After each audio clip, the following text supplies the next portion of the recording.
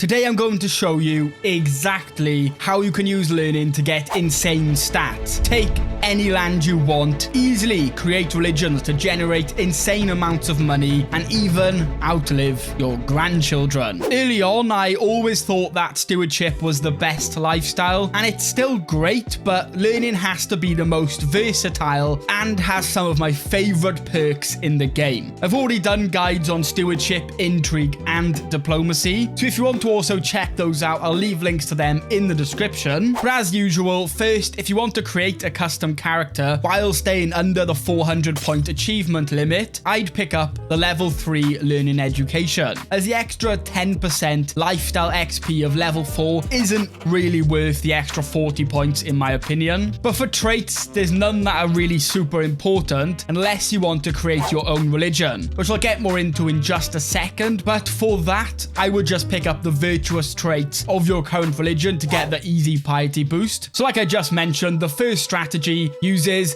the theologian tree, which does come with some great perks like church and state. This gives your realm priest a plus 50 opinion of you, basically guaranteeing you a cut of the taxes and levies from their church holdings. Then the theologian trait gives you a plus 3 learning and 20% more monthly piety. But the most important perk from this tree is profit, which makes faith creation and reformation cost 50% cheaper. And as creating your own faith will typically cost thousands of piety, this is huge. But the faith we're going to create today is going to make us the head of faith and make our followers give us a lot of money. So the first thing you're going to want is the communion tenet. This allows followers to seek indulgences from the head of faith, basically giving you gold for free. Beware though, if your faith gets spread far, you will get spammed with notifications of people just wanting to give you money. So if you do like to use mods, there is a mod called auto accept indulgences, which just saves you this headache, because why would you not want to accept the free gold? You also need to change clerical appointment to either temporal for life or temporal revocable. I suggest revocable so you can change your realm priest whenever you like. Then you also need to set clerical tradition to lay clergy. Then you're able to change the head of faith to temporal. This means the head of faith title is given to the creator of the faith and will be passed down to your primary heirs. Once the faith is created, you do actually need to create the actual head of faith title. And to do that, you will just need to control a certain amount of your holy sites, but once created, followers will now just give you money. To best spread the faith, I do recommend using intrigue, looking at other realms' succession, then kidnapping their heirs, converting them while in your prison, then releasing them. And then once succession happens, naturally, your faith will now be in control of that land. And then you got the first suckers just giving you their money. And this is the exact same strategy I used in my creating a cult videos, and it's some of the most fun I've had in CK3, although it does come with the risk of them being overthrown. So if it's a pretty big kingdom, it is sometimes worth doing the exact same thing to their biggest vassals, and this just massively increases your religion's stability in that realm. Even so though, the safest way to actually spread your faith will be holy wars, as if you win, you will directly control all of that conquered land. So you can just give each title to people of your faith. And if you go one step further and reform your culture, you can pick up by the sword, which is probably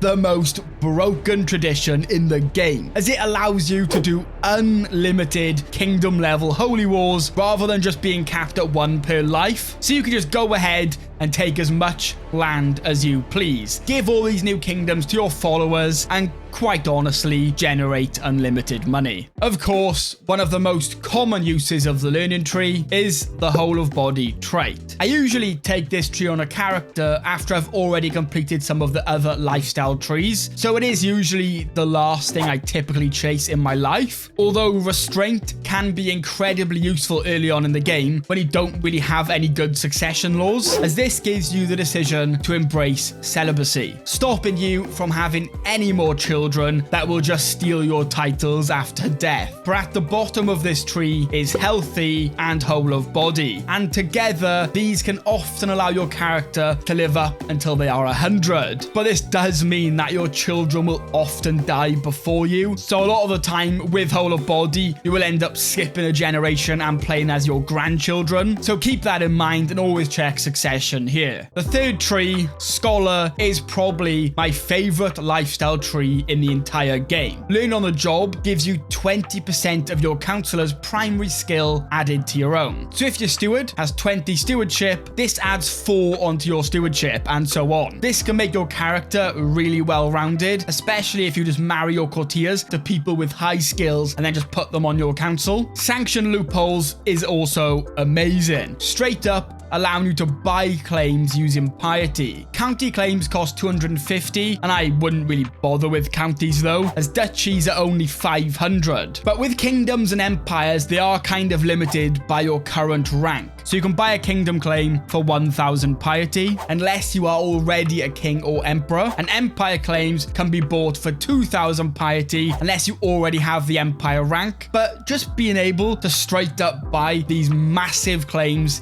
is pretty overpowered, as 2000 piety is nothing. Just do some very long pilgrimages and use the theologian tree, and you can just stack piety up like it's nothing. Surprisingly, this tree is also one of the best ways to build tall, which if you don't know, just means holding a small amount of land but making it so developed and rich that you can be more powerful than massive kingdoms with just a small duchy. As the scholarship focus and the scholar trait each add plus 15% to your development growth, and planned cultivation makes your increased development task 20% more efficient, allowing you to turn your land into the most developed places in the world with ease. And the final thing for the scholarship tree is scientific, making your cultural fascinations 35% faster, which will take many years of getting new innovations, although this does only really matter if you are the culture head. But remember, the average development of the counties that your culture holds also speeds up innovations. So high development plus scientific can allow you to speed through the eras faster than anybody else, allowing you to hold more men-at-arms, build way better buildings, and just get a massive advantage